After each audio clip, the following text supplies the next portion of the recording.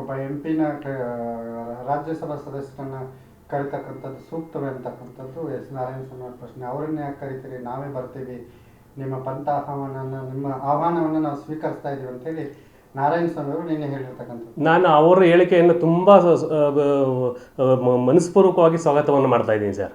ಯಾಕೆಂದರೆ ಕಳೆದ ಬಾರಿ ಅವರು ನಮ್ಮ ಇಲ್ಲಿ ಚುನಾಯಿತ ಪ್ರತಿನಿಧಿಗಳ ಪ್ರತಿನಿಧಿಯಾಗಿ ಅವರು MLC ಆಗಿದ್ದರು.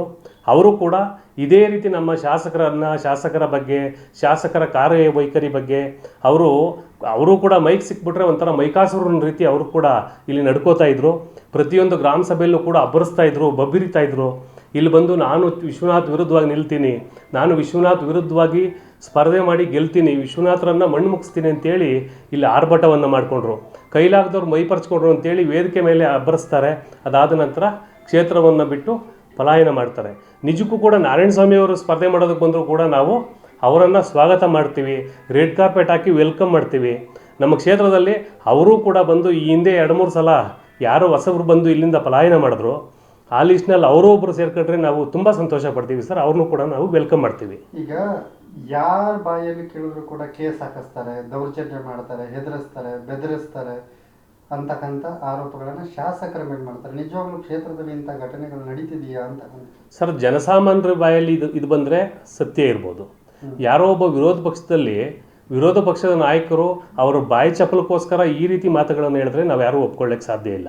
ಈಗ ಒಬ್ಬ ಜನಸಾಮಾನ್ಯ ಯಾರು ಆ ರೀತಿಯ ಸಂಕಷ್ಟಕ್ಕೆ ಸಿಲುಕಿದ್ದಾನೆ, ಯಾರು ಆ ರೀತಿ ಕೇಸುಗಳನ್ನು ಹಾಕ್ಸ್ಕೊಂಡಿದ್ದಾನೆ ಅಂಥ ಒಬ್ಬ ವ್ಯಕ್ತಿ ಬಂದು ನನಗೆ ಶಾಸಕರು ತೊಂದರೆ ಕೊಟ್ಟರು ಅಂತಾಗಲಿ, ಶಾಸಕರು ಧಮಕಿ ಹಾಕಿದ್ರು ಅಂತಾಗಲಿ, ಈ ಮಾತನ್ನು ಎಲ್ಲಾದರೂ ಒಬ್ಬರು ಹೇಳಿದಾರಾ? ಯಾರೂ ಹೇಳಿಲ್ಲ. ಇವರೇನು ಅಂತಂದರೆ ಯಾವುದೋ ಒಂದು ಹೇಳಿಕೆಯನ್ನು ಕೊಡಬೇಕು, ನಾವು ಯಾವಾಗೂ ಪ್ರಚಾರಕ್ಕಿರಬೇಕು ಅನ್ನೋಂಥ ಹುಚ್ಚು ಅಭಿಪ್ರಾಯ ಇವ್ರದ್ದು. ಅದಕ್ಕೋಸ್ಕರ ಇವರು ಬಾಯಿಗೆ ಬಂದಾಗ ಏನೇನೋ ಒಂದು ಹೇಳಿಕೆಗಳನ್ನು ಕೊಡ್ತಾ ಇದ್ದಾರೆ. ಕೊಡಲಿ, ತೊಂದರೆ ಇಲ್ಲ. ಅದನ್ನೆಲ್ಲ ಸವಾಲಾಗಿ ಸ್ವೀಕರಿಸಿ ನಾವು ಅರ್ಗಿಸ್ಕೊಳ್ಳೋಂಥ ಶಕ್ತಿ ನಮ್ಮ ಶಾಸಕರಿಗೆ ದೇವರು ಕೊಟ್ಟಿದ್ದಾನೆ. ಕಾರ್ಯಕರ್ತರು ಕೂಡ ಗಟ್ಟಿಯಾಗಿದ್ದೀವಿ, ಅದಕ್ಕೆಲ್ಲ ಉತ್ತರವನ್ನು ಕೊಡ್ತೀವಿ ನಾವು. ಶಾಸಕರನ್ನ ಸೋಲ್ಸೋಕ್ಕಾಗೋದಿಲ್ಲ ಸರ್. ಶಾಸಕರನ್ನ ನಾವಂತಲ್ಲ ಸರ್, ಇಡೀ ಕ್ಷೇತ್ರದಲ್ಲಿ ಜನ ಇಡೀ ಕ್ಷೇತ್ರದ ಮನೆಮಗನಂತೆ ಅವ್ರನ್ನ ಪ್ರೀತಿಸ್ತಾರೆ. ಯಾಕಂದರೆ ಕ್ಷೇತ್ರಕ್ಕೂ ಶಾಸಕರಿಗೂ ಹೆಚ್ಚು ಕಡಿಮೆ 48-50 ವರ್ಷದ ಅವಿನಾಭಾವ ಸಂಬಂಧ. ಅವರು ಒಬ್ಬ RSS ಕಾರ್ಯಕರ್ತನಾಗಿ, AVP ಕಾರ್ಯಕರ್ತನಾಗಿ, ಇಲ್ಲಿ ವಿಶ್ವ ಹಿಂದೂ ಪರಿಷತ್ ಕಾರ್ಯಕರ್ತನಾಗಿ, BJPಯ ಕಾರ್ಯಕರ್ತನಾಗಿ, ಅದೇ ರೀತಿ ಜನಗಳ ಮಧ್ಯೆ ಇದ್ದು ಜನಗಳ ಕಷ್ಟಗಳಲ್ಲಿ ಅವರು ಬೆರೆತು ಇಲ್ಲಿ ಜನಾನುರಾಗಿಯಾಗಿ ಬೆಳೆದಿರುವಂಥ ಒಬ್ಬ ನಾಯಕ. ಅವರನ್ನು ಯಾವುದೇ ಕಾರಣಕ್ಕೂ ನಮ್ಮ ಕ್ಷೇತ್ರದ ಎಲ್ಲ ನಾಯಕರ ಮತ್ತು ಇಲ್ಲಿನ ಮತದಾರರ ಬೆಂಬಲ ಇರೋವರೆಗೂ ಯಾರೂ ಏನೂ ಮಾಡಲಿಕ್ಕೆ ಸಾಧ್ಯ ಇಲ್ಲ. ಶಾಸಕರು ಯಾವ ತಳಮಟ್ಟದಿಂದ ಹಿಡಿದು ಮೇಲ್ಮಟ್ಟದ ಎಲ್ಲ ಕಾರ್ಯಕರ್ತರಲ್ಲೂ ಕೂಡ ಉತ್ತಮ ಒಡನಾಟ ಇಟ್ಕೊಂಡಿದ್ದಾರೆ.